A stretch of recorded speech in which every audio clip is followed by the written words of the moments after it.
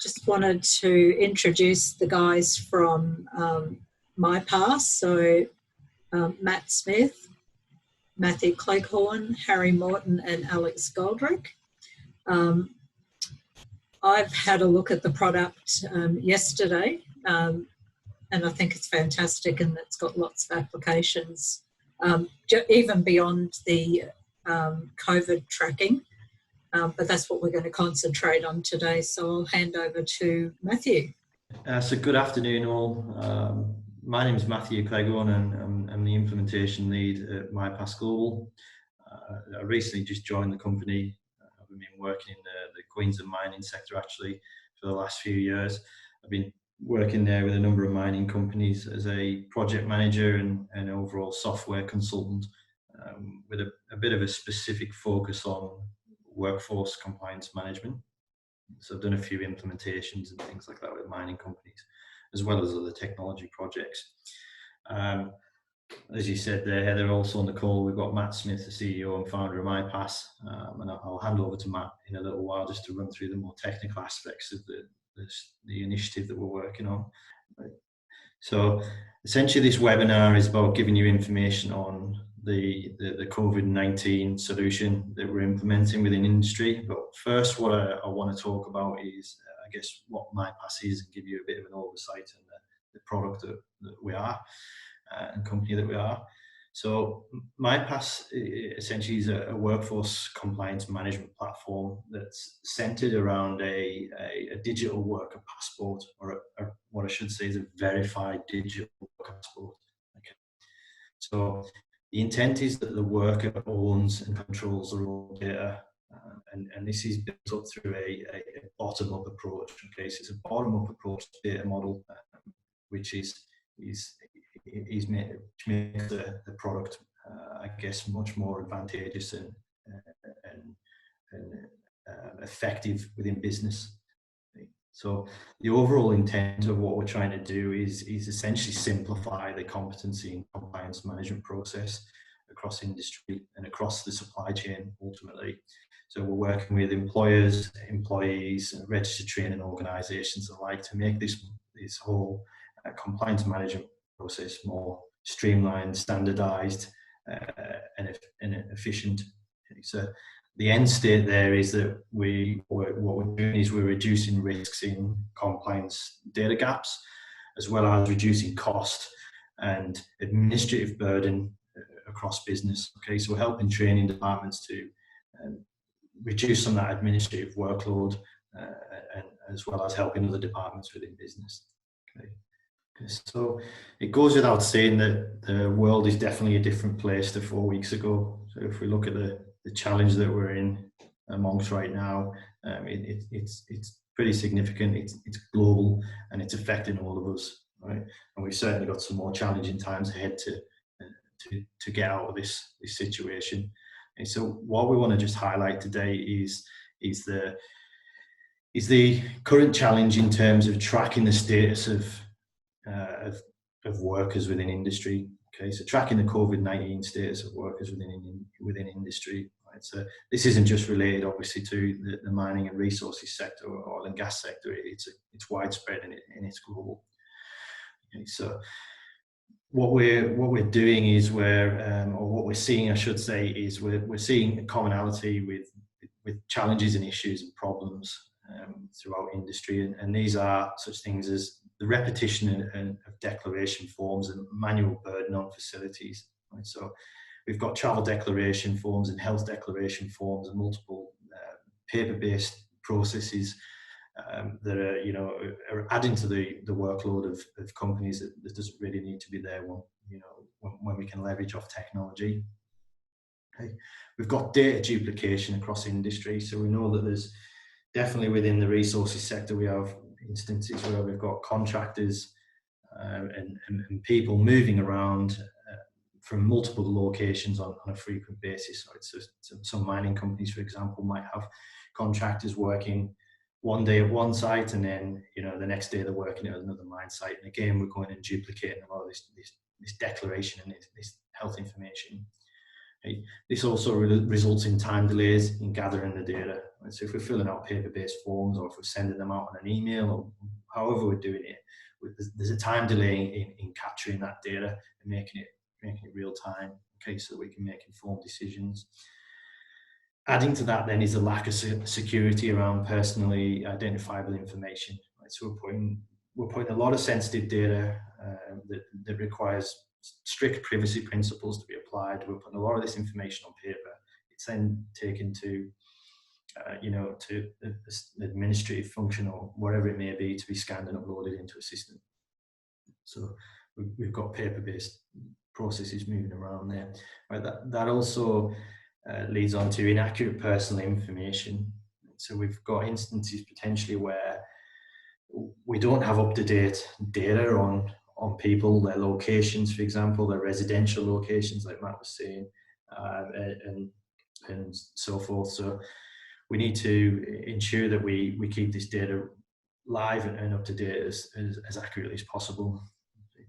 There's no central repository for the COVID-19 test results. So right now we don't have any centralized data process to capture this in one location that we can all share, right?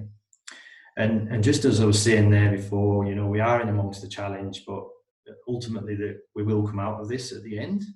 I think we'll all triumph as a human race, as we've done through lots of other situations like this through history. We'll get through it, and we'll all come through it together. So with that, we need to have an industry standard solution for returning to work. Right? So we need to have testing regimes and ways of capturing that data. Okay, so temperature testing, travel declarations, and so forth. And just as an example, we actually stood this initiative up last week pretty quickly, and we've implemented it with UGL and currently around I think around 15 or so companies in the aged care sector. Okay. So overall, with the initiative, what we're doing is we're aligning ourselves to industry protocols and frameworks. So, for example, here we've got some safeguards and protocols from APIR and the Department of Natural Resources, Mines and Energy. Right. So these guys are establishing frameworks essentially on guidance and safeguards for testing and managing worker health data.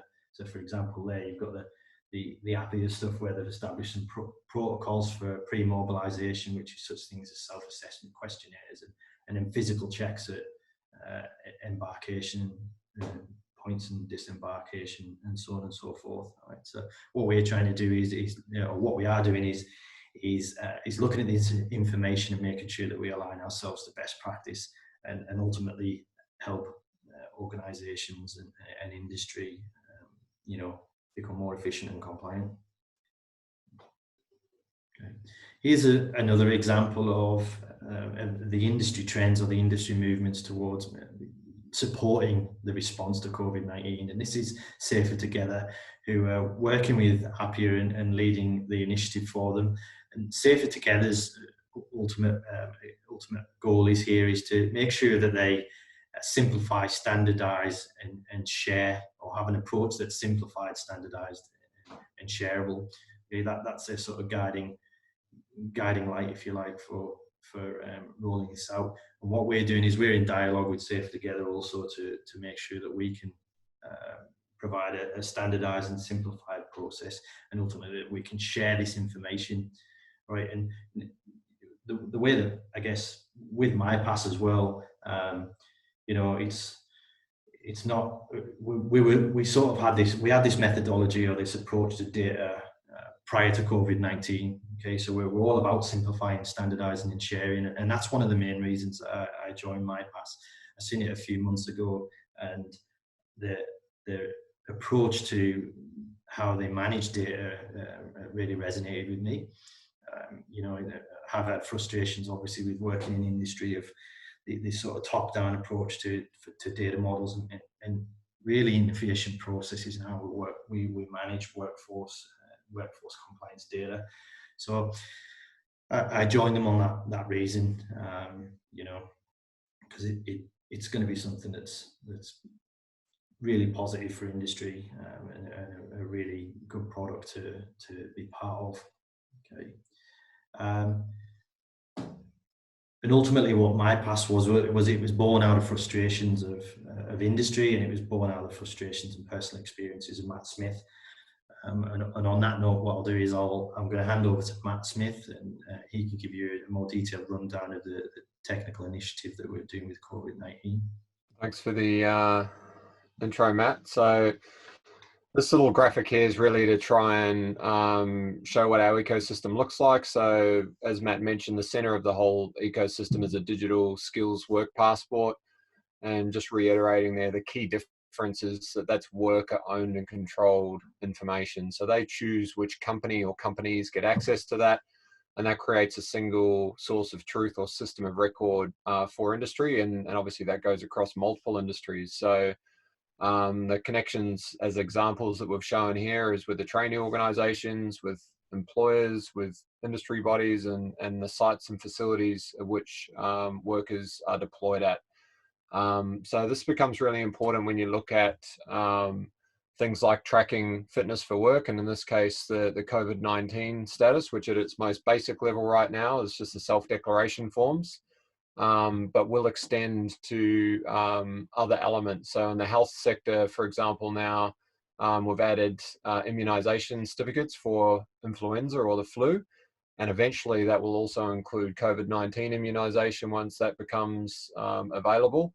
And also, which isn't sort of the topic here, but it kind of is related, is essential worker status as well, which companies can assign to individuals and track. So I guess the point here is that whilst we designed the system primarily for training and competency management and tracking that more efficiently and reducing risk and cost, this kind of use case has been sort of a natural extension of that, where it's beyond just skills and competencies now. What we believe this new world will be that validates a worker being allowed to access site, and it is some of these other components around immediate health and well-being. So that's kind of in a nutshell how the system's built. And again, not the topic of this conversation, but our platform is very scalable and integrates with other systems where that information needs to go, be it HR systems, site access, permit to work, etc. Thanks. So this is just a zoom in of the app itself. This shows what it looks like on a worker's phone. You can see all the training and certifications there, which they keep in their wallet. There's a whole lot of other functionality that we won't sort of highlight, but this shows how easy it is for a worker to present that self-declaration form as one example on their phone. And there's two pathways that the questionnaire results in. There's 4 key questions that the workers get asked, and this was through research with some of the large operators in Australia, and also in the health sector, we realized it really came down to 4 key questions that individuals were getting asked. It's hard to read those there, but they're around your previous travel, your current state, whether you've had a fever, etc., whether you've been aware of being in contact with other people, and also whether you've had sort of cold flu-like symptoms or respiratory issues. And what this actually creates now is a record that can be transferred. So where you've got workers or contractors that are moving between multiple companies or facilities, and this will obviously be more the case once the norm returns, we thought this was really important, instead of companies pushing paper forms everywhere or PDFs and having the unintended consequence of actually infecting someone with COVID by actually inspecting forms and pushing paper. So again, it fitted our data model really well, which is why we deployed this and stood it up very quickly. And yeah, really good uptake in the health sector, and also there's companies now rolling us out across all their sites and assets for this. So this is something which workers can access straight from their work passport. If we go to the next slide here, I'll show you what it looks like from a company's point of view.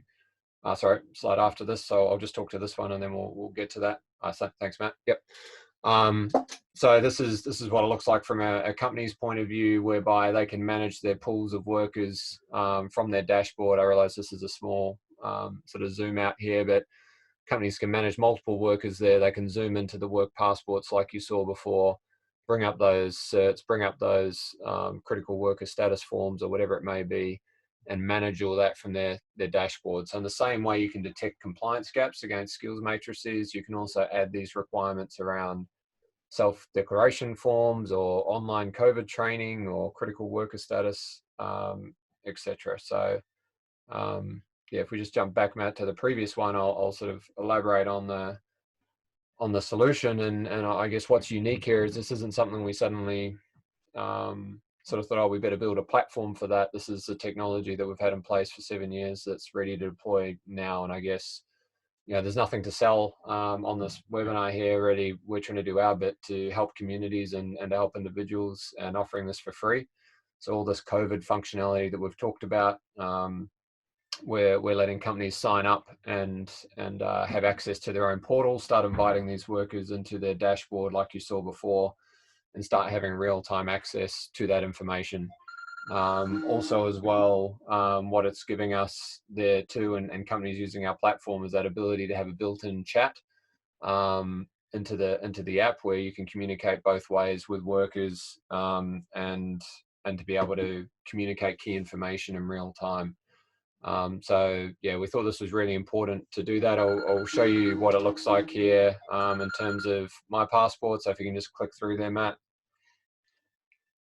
So this is what it looks like if you share your link. So this can be shared in the same way that you can share a LinkedIn link to someone's profile. Like I said, we've got verified training and documents sitting in behind it. So if you were to click there on the declaration format as an example, that brings up the summary of the assessment that we looked at before. This was a positive result that I just did today. So you can keep redoing these forms as an individual. So companies that want more than want that form done in less than 7-day period, you can do that and see their results to those questions there too. And of course, the broader data set is in there too, if you wanted to see any training or qualifications or things like that, all contained within the same space. So again, this is just an extension of what we're doing already anyway. And just to reiterate, we're offering this for free to any organizations. It's already free for workers anyway, to just sign up and register and fill out these forms directly and start to be able to share this.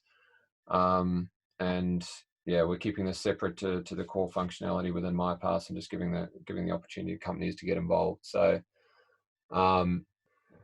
and so for us as well, this is really about trying to be a trusted partner with these organizations that need this information. And for us, it's really important to be aligned with industry and where industry is going. So really what we wanted to demonstrate here is just some of the key elements we've got in place. So one of those is the fact that we've got our platform ISO certified, which is the highest standard for information security. It's really important that this personally identifiable information is contained and secure, and we put a lot of steps and measures in place within our business. Information security for us is our license to operate, like health and safety is for a mining company. And so that's really important to us, as is a data model where individuals are in control, and from a privacy point of view can actually choose who has access to that.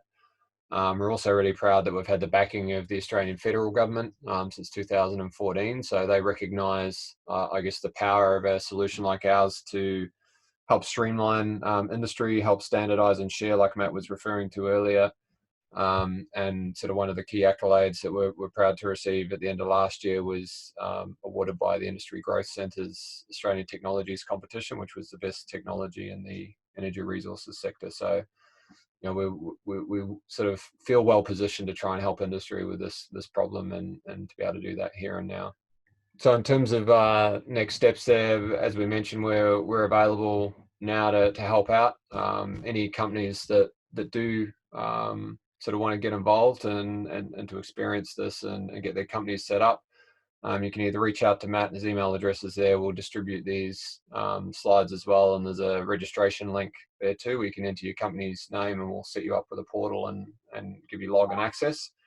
And then you can invite your workers just using a simple CSV file upload. From that point forward, workers can be filling out those self-declaration forms within MyPass and become portable within their worker passport, like you saw before. So, and this also extends to supply chains as well. So we're working with some companies that sort of have 50 to 100 vendors that they want to also track this with. It gets harder as you go further down the supply chain if they're not directly employed by you to be tracing who's coming in and out. And this is actually starting to become a pre-mobilization check step. So we're sort of getting ahead of the curve here, not waiting for workers to turn up to site to be temperature checked. That's a key part of the equation too, by the way. This isn't a substitute for that. But those fundamental building blocks around an authorization to cross borders or to access site, the declaration form, immunization records as they roll out, starting with the flu, and then also any online awareness training. So that's pretty much in a nutshell where we're at. Been really wrapped with the uptake so far.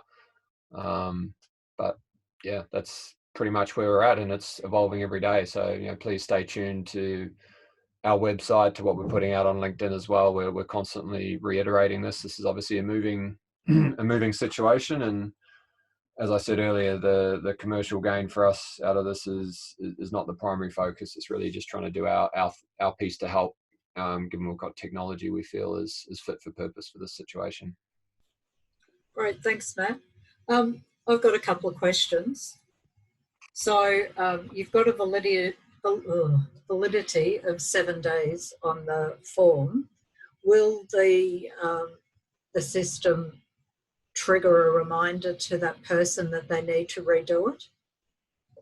Yes, it does. So we've automatically set that at 7 days. So that triggers the expiry on the worker's passport. And what we ordinarily do is, because what this is all about, a proactive model to have people on top of their training and credentials, and in this case these declaration forms, is normally it's a 90, 60, 30-day reminder sequence that individuals get for this. This one's a bit of a faster cycle time, so by default it's 7 days, but they can come in and do it every alternative day if they want to. Yeah.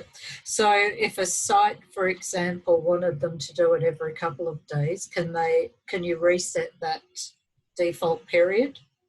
Well, they can just come in and repeat that repeat that task. And what they can do, and I didn't go into much detail on it, is if you add that as a 2-day validity period for a declaration form as part of the skills and competency matrix from a business partner's side. So in the same way that you would have a skills matrix for skills, you can add that as a 2-day validity period from completion, and then it will flag as non-compliant or as a gap for that individual. So we don't have to have custom validity periods. We just set that as a default. Right. Yeah. Because the companies themselves can kind of set whatever they want, and we'll make sure we trace that from the issue date, if that makes sense. Yeah, it does. Thank you. Will employers be able to track the exemption forms that people are able to get? So for Queensland, they could apply for exemption and they got a certificate of some sort that said they're exempt. So they can upload those into here and track those as well? Yes. Yeah. So the unique thing about our platform as well is we can have, I guess, units of competency or documents or evidence associated with an individual that can either be industry-wide or it can be owned by a company, or in this case a government department. So we can assign that as a data element, as a document that relates to the Queensland government, and that can be assigned to just those workers so that it's only relevant to them, and upload it against that too. Yeah, because at the moment we've got a lot of essential workers only getting exemptions. So yeah, being able to track that would be really valuable for people, I think. Simply. That's right. So an example of that is with one of the major operators that's currently got our system deployed, is that they've got their own company specific form in this case, before Queensland came out with the government form. And so they're uploading that directly to the platform, self-verifying it, so that, again, it's just not another piece of paper that workers got to have on them at the airport and just use the same business model that we've already got in place. Yeah. Okay. Yeah. This isn't a question, it's more of a comment. I have grave concerns about health-related documentation being done in paper base. So I really see a great application for this. Stuff gets put on people's desks and can sit there for days, and anyone can walk past and read it. So this takes all of that unknown out of it around people's privacy. So I think it's really important.